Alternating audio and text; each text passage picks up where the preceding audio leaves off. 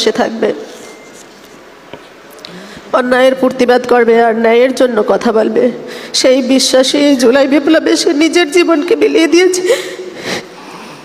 যাতে পরবর্তী প্রজন্ম ভয় নয় স্বপ্ন নিয়ে এগিয়ে যেতে পারে।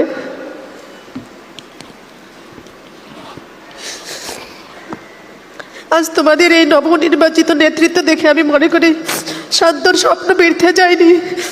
তোমরাই সেই দুর্বার নেতৃত্ব, যার ন্যায়, ভালোবাসা ও মানবিকতার ভিত্তিতে স্বপ্নের সমাজ ও ক্যাম্পাস গড়ে তুলবে।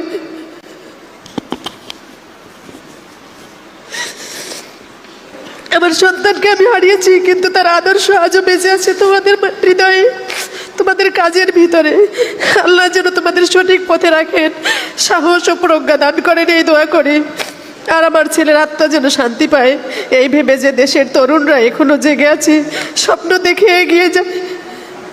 তোমরা আমার শান্তমনের জন্য দোয়া করো, আল্লাহ যেন তার শাহাদাত কবুল করে, জান্নাতের সুউচ্চ মাকাম দান করে। আমার একমাত্র সন্তান শান্তমণিকে নিয়ে আমার অনেক স্বপ্ন ছিল, তাকে সুশিক্ষায় শিক্ষিত করার জন্য, আমি বিদেশে পাঠাবো লেখাপড়া করার জন্য।